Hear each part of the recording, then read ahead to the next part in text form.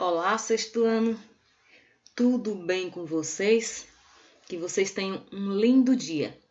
E hoje a gente vai corrigir as atividades que a gente tem, né? Páginas 147 e 148. Então, começando com a questão número 1. Em uma viagem de férias, você percebeu que alguns agricultores realizaram seus plantios em áreas de encostas, de morro, como no desenho abaixo. Então vejamos bem, aqui a gente tem uma área de encosta com algumas plantações de milho. Utilizando o seu conhecimento, que conselhos você daria a esse grupo de agricultores? Então a gente percebe que é uma área de encosta, sujeito a enxurradas, né? Enfim, a perca do solo e, consequentemente, perca da vegetação. Então, nesse caso, a melhor alternativa para a prática da agricultura em morros ou em montanhas é a técnica de curva de nível, ou chamada também de terraceamento, que são aquelas escavações que faz no terreno para diminuir o impacto da água quando vem na enxurrada. Na questão de número 2, observe o desenho abaixo, aproximando do relevo apresentado, né? Então, vejamos bem, aqui a gente tem uma imagem representada por algumas letras do alfabeto, então você vai responder de acordo com o que se pede. Na letra A, identifique e denomine a unidade de relevo apresentada no espaço da letra A. Então, vejamos aqui, ó, nós temos então uma área de planície. Como é que a gente sabe que isso aqui é uma planície? Simples, olha aqui onde está o mar, o oceano. Então, uma área relativamente plana e onde ocorre o processo de deposição e também de sedimentação, que foi resultado dos sedimentos levados das áreas de planalto, das áreas mais elevadas, que foram depositados nas áreas mais rebaixadas. Então, temos aí uma planície litorânea. Dando sequência, na questão letra B, ele pede verifique e denomine em qual espaço está localizado uma depressão. Vamos voltar aqui na imagem e observar, minha gente. Depressão é uma área rebaixada que fica entre planaltos. Então, observa a letra D aqui, ó. Observa que a gente tem uma elevação aqui do lado e outra aqui, então na área mais rebaixada é então uma depressão. Observe que essas laterais aqui também faz parte da letra D, ó, está rebaixada em relação às áreas do seu entorno, ó, depressão. O mesmo acontece aqui, nós temos então uma depressão.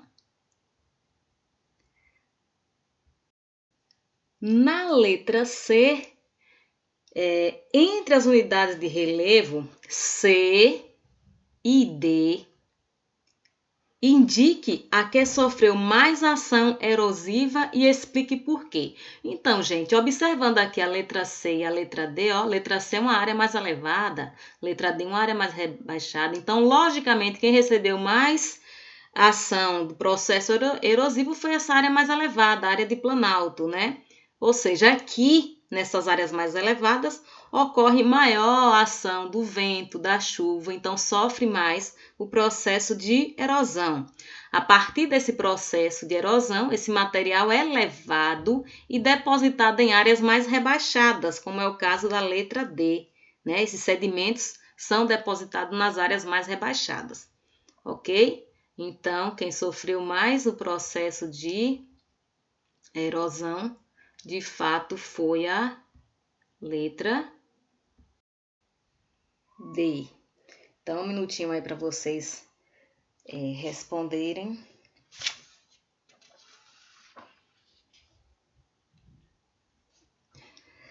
Na questão de número 3,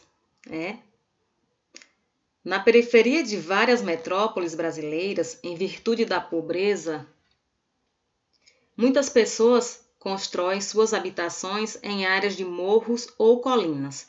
Faça um pequeno comentário sobre os principais riscos que essas pessoas correm.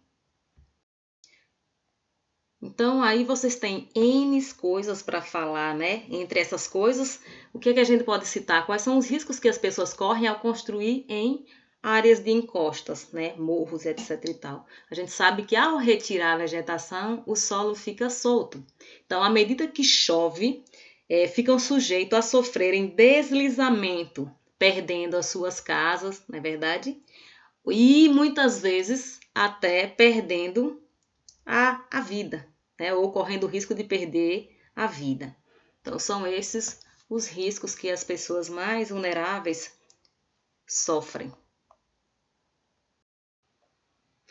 Na questão de número 4, o relevo de planícies, historicamente, serviu para promover o desenvolvimento das sociedades que nelas se instalaram. Liste 3 aspectos dessa forma de relevo que favoreceu esse desenvolvimento. Então, vejamos. Entre os aspectos que favoreceu, vão se destacar a facilidade de locomoção, né, a construção de casas e para facilitar a prática da agricultura e da pecuária. Então, gente, o relevo de planície ele proporciona melhor desenvolvimento por conta dessas facilidades de locomoção. Na questão número 5, observe a imagem a seguir, que retrata os efeitos que as chuvas torrenciais provocam na região serrana do estado do Rio de Janeiro, ou provocaram, né, em 2011. Na letra A, as chuvas fortes e devastadoras de verão não vão deixar de acontecer. Elas fazem parte do ciclo natural do clima e, com o aquecimento global, deverão ficar ainda mais intensas. Nessa área, como a ação humana potencializou a ação da natureza.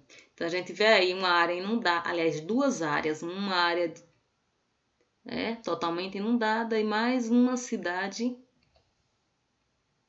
inundada. Provavelmente a questão primeira acima está localizada numa área onde há rios. Então, vejamos, nessas áreas, como é que a ação do homem potencializa, né, esses acontecimentos? Então, vai se destacar aí a retirada da vegetação natural, das encostas, né? Potencializou a ação da natureza. A atuação das águas da chuva costuma ser intensa nas regiões de clima tropical. No caso das águas pluviais, ou seja, das águas da chuva, é comum nas áreas com relevo em declive formarem-se as enxurradas, que dependendo da intensidade das chuvas e principalmente de sua duração, podem causar deslizamentos de terra, particularmente naquelas onde a vegetação foi retirada. Então, é basicamente isso, gente. Repetindo mais uma vez, a vegetação ela tem o papel fundamental de segurar o solo, tá? Então, no momento em que retira essa vegetação, além dela ser responsável por segurar o solo, ela tem uma responsabilidade ou papel fundamental de manter o equilíbrio climático, né? Já que as chuvas, já que a vegetação também, além de absorver o gás carbônico, liberar o oxigênio, ela libera também gotículas que vão contribuir com a formação das massas de ar, ou seja, das nuvens. Além disso, quando ela está fazendo aquele papel da fotossíntese, ela está contribuindo para manter a temperatura ambiente, né, no local onde há vegetação. Então, em resumo, elas mantêm o equilíbrio climático, o equilíbrio ambiental. Bom, a gente dá sequência agora com a correção daquela atividade, ou seja, o questionário que eu solicitei na aula do dia 12, né, referente ao capítulo 5, que trata-se da Terra por dentro e por fora. Então, vejamos. Ao longo do processo de formação da Terra, surgiu a hidrosfera. Explique o que significa hidrosfera e quem a compõe. Então, gente, ó, hidro quer dizer água, né? Então, hidrosfera trata-se da esfera da água, né? E é constituída pelos oceanos, pelos mares, rios, lagos e pelos lençóis freáticos, né? Então, é a esfera da água. Segunda questão, de um ramo dos mamíferos, os primatas, ou primata entre 3 e 7 milhões de anos, surgiu e começou a evoluir para o nosso ancestral. Nessa evolução da vida, destaque os ancestrais, ou seja, quem foram aqueles que estiveram aqui antes de nós. Então foram eles, ó, os Australopithecus, o Homo habilis, o Homo erectus, o Homo neanderthalis e o Homo sapiens. Então, o homem passou por uma evolução, foi se transformando até chegar nessa fase, né, nessa estrutura que a gente tem hoje. Na terceira questão, segundo os cientistas, há 13 bilhões de anos ocorreu uma explosão muito potente, a famosa explosão do Big Bang. Essa explosão teria dado origem à matéria de todo o universo.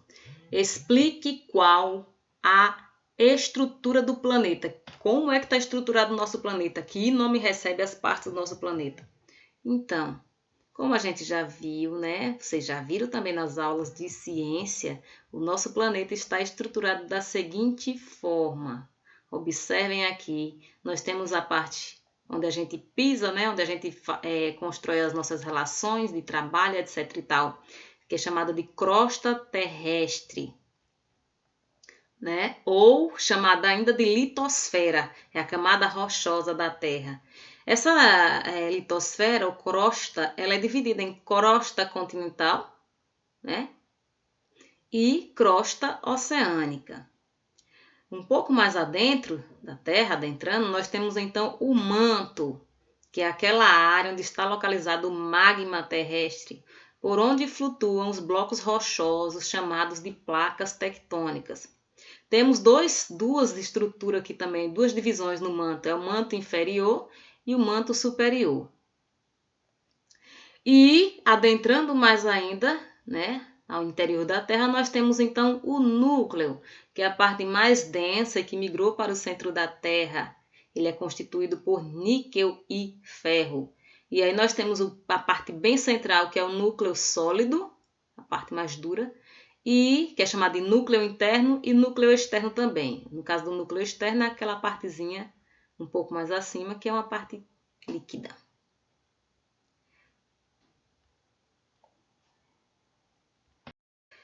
Na quarta questão, explique o que significa litosfera. A gente viu há poucos instantes no desenho anterior, né? É a camada superficial da Terra que é composta por minerais e rochas.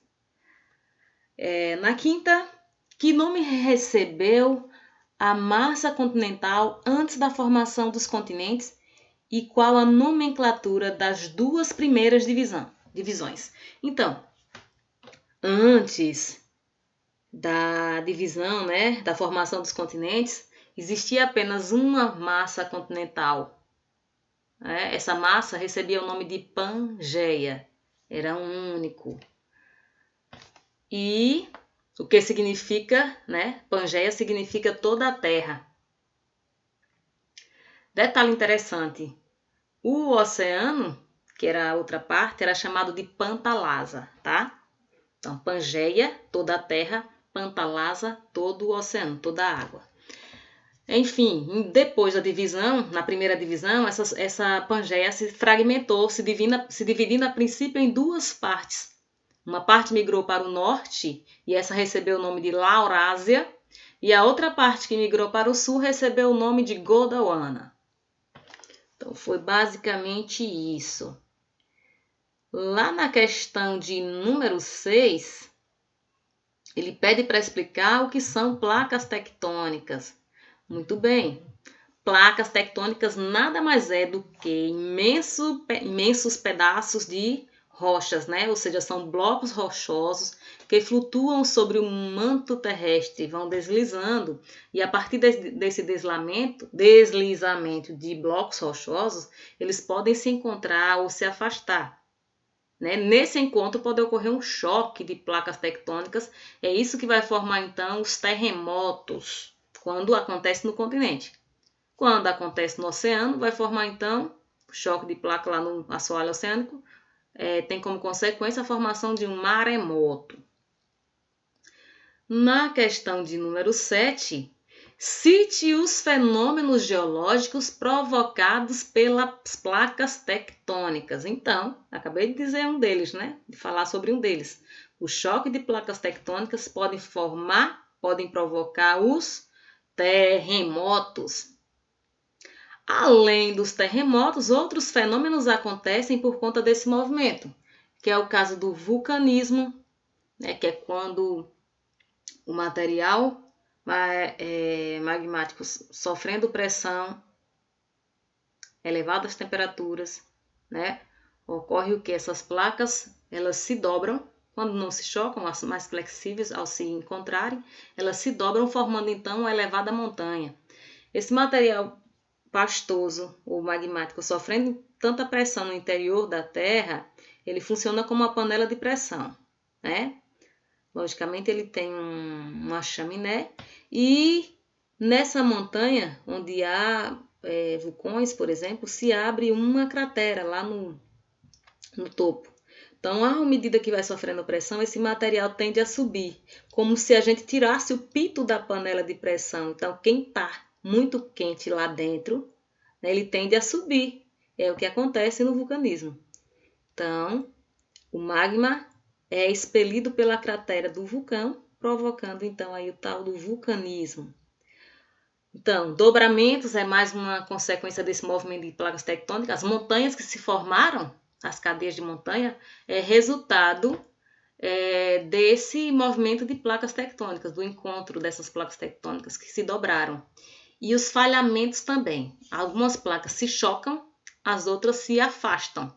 As que se afastam provocam então esses falhamentos. Tudo bem até aí, minha gente? Pois bem, a gente está chegando ao finalzinho da nossa correção. Por hoje é só e semana que vem a gente tem aula. Um grande abraço e até lá!